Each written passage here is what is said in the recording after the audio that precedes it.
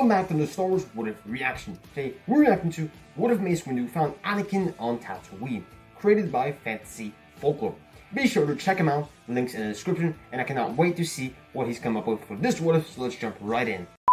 Hey guys, remember to check out our Saber shop, Fantasy Sabers. It's the first link in the description. Let's start today's. I just want to say the fact that Fantasy Folklore went from only making Star Wars What If to also selling lightsabers is very cool and impressive. Story during the age of the Galactic Republic. Okay. Mace Windu, a powerful and respected Jedi Knight, is on a mission in the Outer Rim where he senses a large disturbance in the Force on the planet he has just arrived on.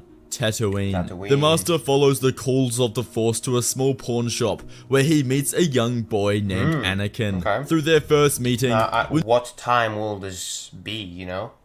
Is it at a little before Phantom Menace, probably? Maybe? Windu feels that something is very different about this boy.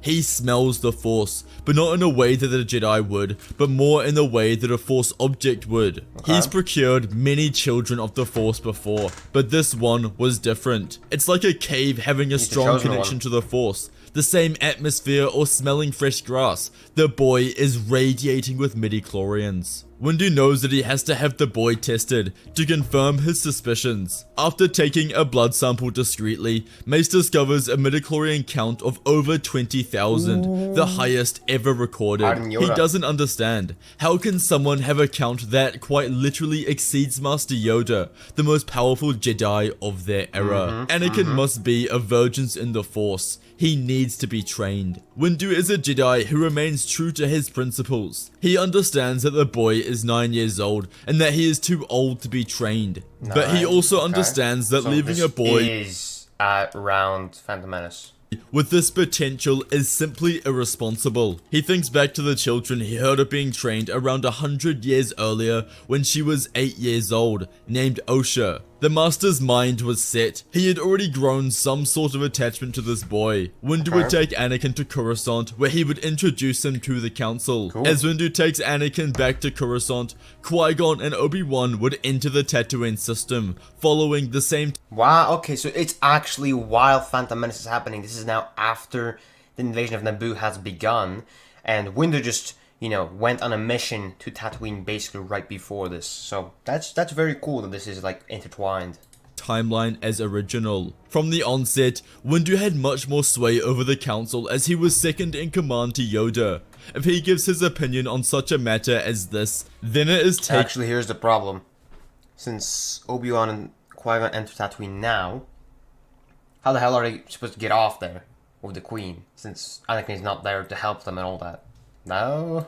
Much more seriously than if Qui-Gon is simply contesting the Council, an action he has done numerous times. The Council tells Windu they will think about it. After session, Windu would speak with Master Yoda. If Yoda is swayed, then it will happen. Although Yoda doesn't like it, he knows the potential dangers of starting training this late, especially a boy who comes from such an unsatisfactory background.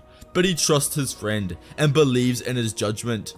Thus, the boy is granted the permission to be trained. Windu's recent apprentice, Depa Billaba, has passed the trials and become a Jedi Knight, granting Windu the ability to train Anakin. Anakin's training under Mace Windu will be intense and strict, focused on discipline and control. Windu was known for his unique style of lightsaber combat called the Pod, and he would teach Anakin this advanced form. Anakin with the Pod.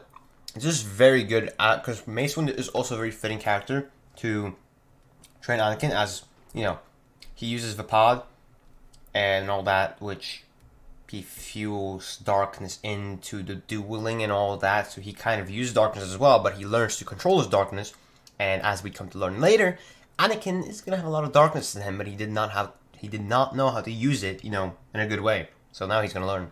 Pod is a powerful fighting style that channels the user's inner darkness, turning it into a weapon against And he can also not only channel his own inner darkness, but also his enemies. That's, for example, what he did in the duel between him and Palpatine. He used Palpatine's darkness as well against Palpatine.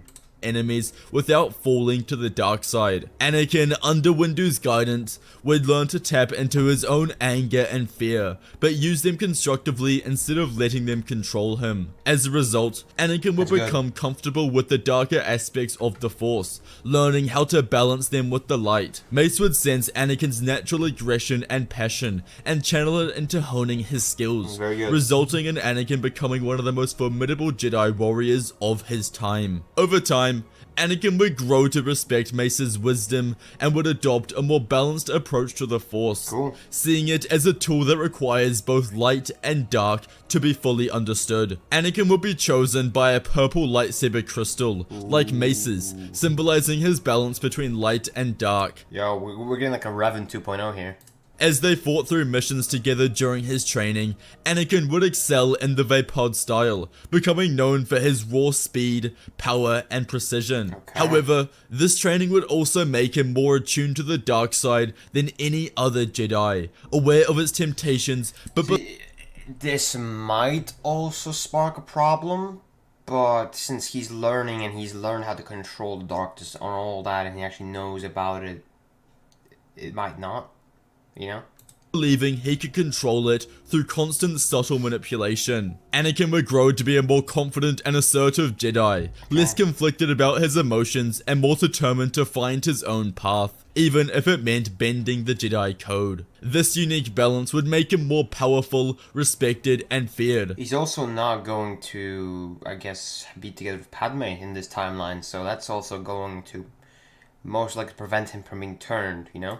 But also unpredictable, as he would learn to embrace his darker emotions without being consumed by them. Under Windu's training, Anakin would remain strict on his Jedi principles and would not fall in love with Padme Amidala. This was also due to the fact that he never met her as a kid growing up, since he was taken to the Jedi Temple by Windu before meeting the Queen. By the time Anakin was 19 years old, he was extremely powerful, and his strength had exceeded that of the original timeline. As for Palpatine, when he learned that the Chosen One had been found, he was immediately intrigued.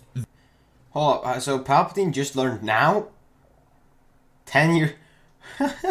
So he's screwed then, because he has lost on 10 years of manipulating Anakin. Though his inspection of the boy wouldn't last long, as when he learned of Windu becoming his master, he knew that there was little to no chance of turning Anakin. Or did he learn when he was found, but then he learned, as Fantasy's saying now, that Windu's his master, so there would be no point. The dark side. Under Kenobi's training, there was always going to be weaknesses, but Windu would easily ensure that his apprentice doesn't become consumed by the dark side. Because of this, he continued with the original plan of the cloners, just without Anakin. Eventually, the Clone Wars would break out and the Republic was thrusted into warfare. Hey guys, did you want to be a Jedi or Sith for Halloween? Then our Halloween bundles from Fantasy Sabers. I've actually seen him post a lot about this. This is really cool that he's selling this. Like, this is very creative by him. Perfect for you. This includes your own Jedi gown, in black or brown, accompanied by an assortment of sabers to choose from at a crazy discounted price. If the costume isn't for you, then we're offering a free belt clip, as well as 10% off every replica and some Padawan sabers with the code Halloween up until the 31st of October. Yo, that's so with cool. the belt clip, all you have to do is simply slide the clip on any standard belt, and the saber attaches perfectly to either the D-ring or Kovatek wheel. Please check the product description before you purchase, as there are a few sabers that are not compatible with the belt clip. Check out these deals on our website, the first link in the description. During the Clone Wars, Mace Windu and Anakin Skywalker fought side by side, quickly gaining a reputation for their fierce and ruthless tactics. They began using darker techniques to win battles, channeling their anger and aggression into powerful attacks that left the Separatists fearful. Mace and Anakin would often push deeper into enemy lines, using the Force to crush droids and disarm enemies with overwhelming power, showing little mercy. They started to believe that they could use their brute strength alone to win the war. Since they knew their combined strength, they were unstoppable against any army. They would use force pushes that sent enemies flying and force choke to subdue or frighten opponents. Their enemies saw an unstoppable and terrifying force, but the other Jedi began to worry. There were reports of them becoming harsh and unforgiving, using methods that seemed more like those of a Sith compared to the Jedi. They would So was Windu getting lost as well? Because I don't think he would, really.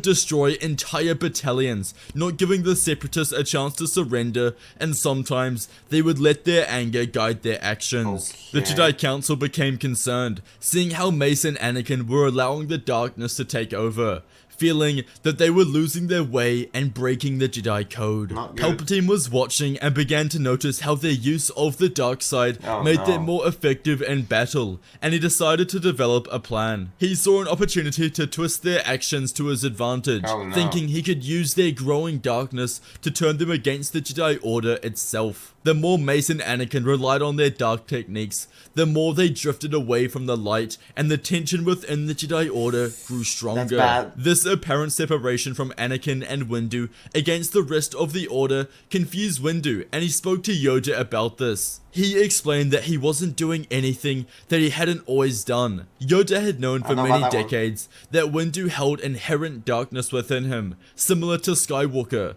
and that he learned to channel and control this darkness, and this is why his saber is purple. But what concerned the Grand Master was how the rest of the Order was reacting.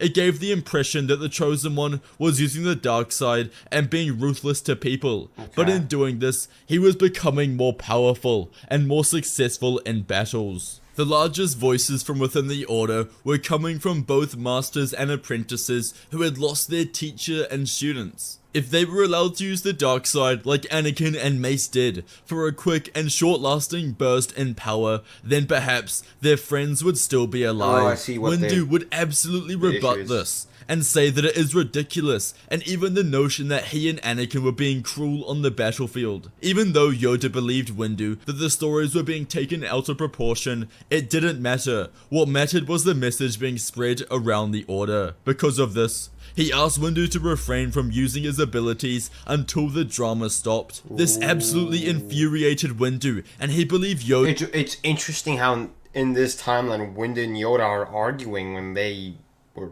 always on the same page, you know?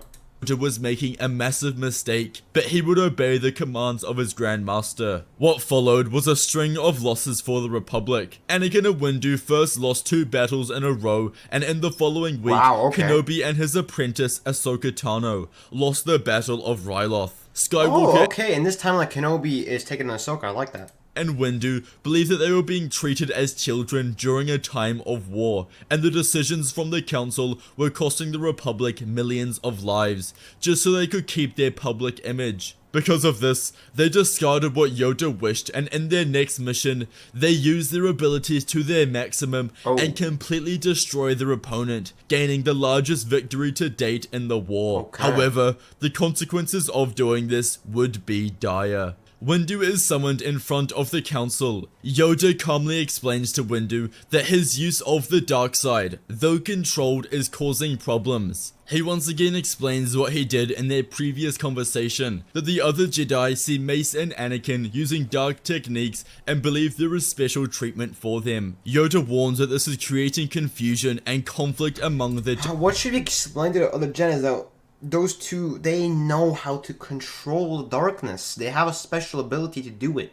Jedi, leading to some question the Jedi code and others to believe they should use the dark side too. Yoda suggests that Windu should take a step back and take a lesser role in the Jedi to calm the tension and show that the dark side cannot be used without consequence. From here, there are 2 ways this story can go. 1. Windu agrees and takes a lesser role. The Republic would then slowly win the war as they were already in a dominant position. Or 2. Windu disagrees and believes that it is because of him and his way of using the Force that the Republic is in such a good position. He tells Yoda not only because of him, you know, of course he helps a lot, him and Anakin with those abilities, but it's not like it's only him making them win, you know? Jedi should be able to teach this side of the Force. His arrogance and dogma make him believe in his abilities even more. I personally think option 2 is more fun and interesting. When Windu heard Yoda tell him to take a step down in the Order, he went absolutely crazy, his rage boiling. He couldn't believe what was happening. The Jedi were fools. They were going to lose this war with this logic. He knows that the success of the Republic in the war is because of his methods, not in spite of them. He believes that his way is the right way, and that the Jedi should be allowed to use both sides of the Force, dark and light. Windu feels his strength and the control he has over his dark emotions prove he is right. His confidence grows and he sees Yoda's caution as weakness. He insists that the Jedi should be taught to embrace both sides of the Force, convinced that this is the key to victory. Yoda feels deep concerned, but senses that Windu's arrogance and stubbornness are too strong now. As Windu leaves, the divide in the Jedi Order widens, with some beginning to side with him and others staying true to the old ways. The seeds of discontent and chaos grow even deeper within the Order. The outcome of this conversation places everything in turmoil. The entire Order splits, some of them remaining Jedi Civil War, whilst others who believe there is more to the Force follow Windu and Anakin, dubbing themselves Grey Jedi. The Grey Jedi, with about 4,000 members, leave Coruscant and make their base on the Jedi homeworld of Tython, declaring... See, they're not exactly bad people either, you know? Grey Jedi also, we know that Grey Jedi are good, you know, they're like kind of... Qui-Gon's almost a Grey Jedi, but this is kind of a different type of Grey Jedi than Qui-Gon almost is. But, I don't know, them using... The argument of them using both light and dark is kind of bad. It's rather like knowing how to control the dark side, but not using it really. So I don't know. Themselves a separate order. Mace Windu becomes their Grand Master, leading them with the belief that using both light and dark sides of the Force makes them stronger. The war would grow even larger and more confusing, with 3 factions now. The traditional Jedi, the Grey Jedi, and the Separatists. Even though the Grey Jedi are still fighting for the Republic and have their own clone armies, it becomes an internal conflict within the Jedi Order themselves. On the battlefield, the Grey Jedi and the traditional Jedi sometimes find themselves facing the same enemy, the Separatists. But when they cross paths, they turn against each other, Jedi fighting Jedi in a deadly civil war. Meanwhile, the clones stand confused, unsure of whom to support in this Jedi conflict. They do not shoot their fellow clones, so there is chaos all around as they try to continue their mission while their Jedi leaders battle among themselves. The battlefields are a mess of confusion and mistrust, with allies turning against one another and enemies lurking everywhere, making it hard to see who is truly on whose side. The war grows darker, more complex, and more dangerous with each day passing. As the war went on, the split between the Jedi and the Grey Jedi created new opportunities for victory. With both sides fighting together against the Separatists, there were more Jedi on the battlefield than ever before. Instead of 2 Jedi leading battles, there were often 4, making it easier to win more fights. On the Jedi homeworld, Mace Windu and Anakin taught their followers how to use the dark side safely. They showed them how to let their dark side energy fuel their Force powers without letting it take over their minds or hearts. This training was intense and demanding, but it made the Grey Jedi stronger and more fearless in battle. The dark side they're learning isn't that intense. It's the Jedi's version of it. It wasn't like they acted as dark as Sidious did, but instead taking Windu's level of darkness during the Revenge of the Sith. He allowed it to guide him and give him a small amount of strength, but it didn't consume him. Over the years, the war dragged on, with no clear end in sight. Anakin continued to grow stronger under Windu's guidance, learning how to balance the light and dark sides of the Force in a way that no one had before. His power became unmatched, far beyond anything seen in the original timeline. He was now one of the strongest beings in the galaxy, feared by his enemies and respected by his allies. Every time he fought, he seemed almost unstoppable, his strength and skills making him nearly invincible. The war transformed him, and he became a legend in his own right. A warrior unlike any other, who could wield both the light and the dark with perfect control. When the Separatists invaded Christopherus,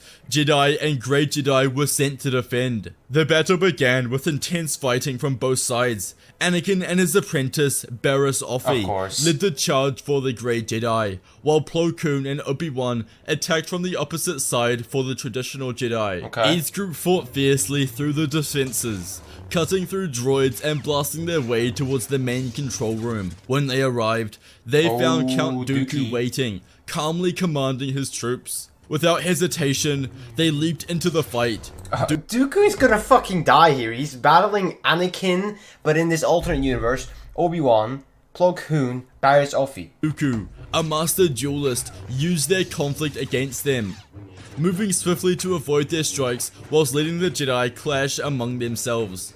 Anakin's lightsaber locked with Obi-Wan's and sparks flew. Are they... Bro, in this universe, they're absolute idiots. Why would they be fighting... Oh, I don't know. As they pushed against each other.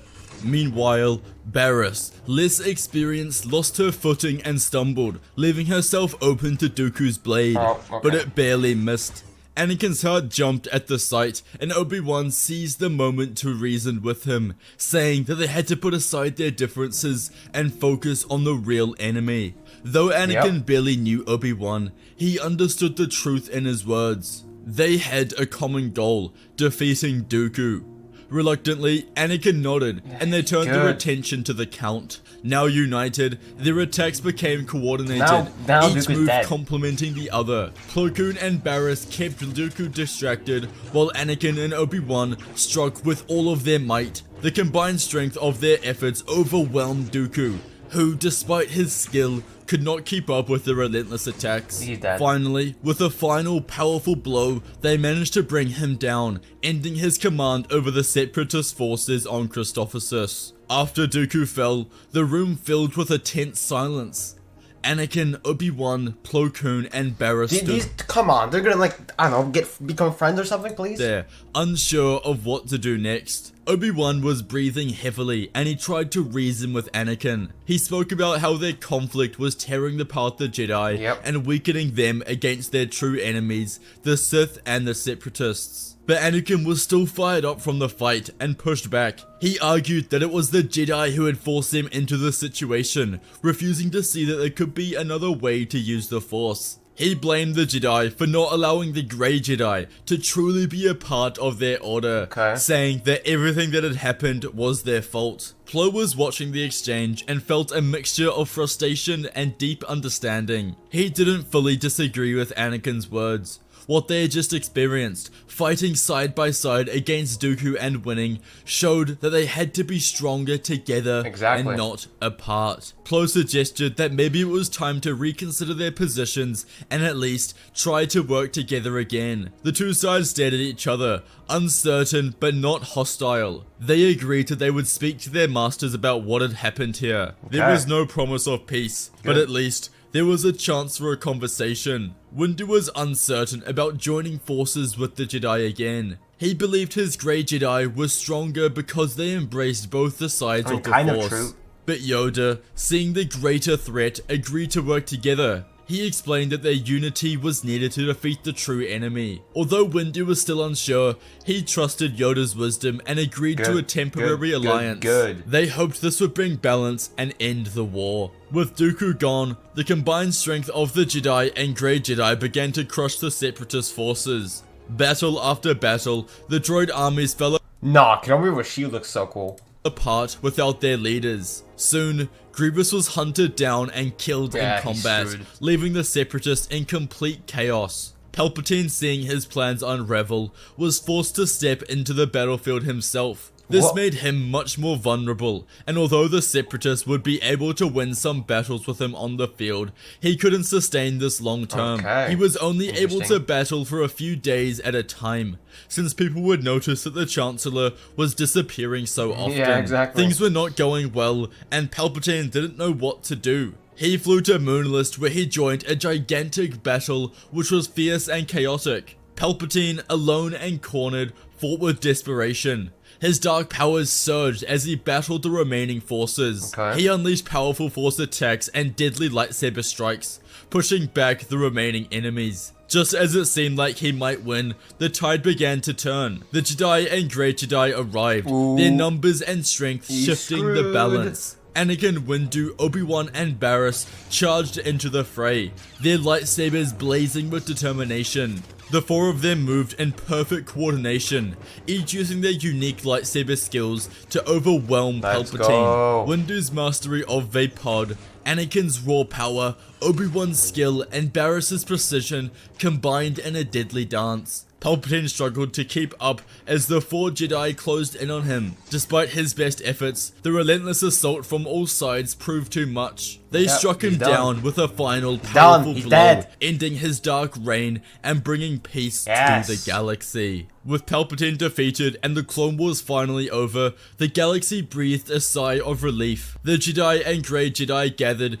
to discuss their future. They sat together in the Great Hall of the Jedi Temple on Coruscant, their discussions filled with hope and anticipation. After much debate, they decided to combine their beliefs, creating a new Jedi Order that mixed the old ways with the fresh, new ideas. Windu suggested that Yoda and Anakin should become co-chancellors. When Anakin wondered why Yoda didn't choose himself for this role, Windu explained that he was ready to step back and let his apprentice take the lead. He wanted to see Anakin fulfill his potential and guide the Jedi into a bright future. The galaxy, now at peace, looked forward to a new era where the Jedi Order would be stronger and more unified than ever before.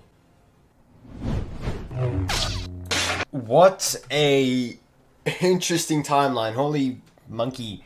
Wow.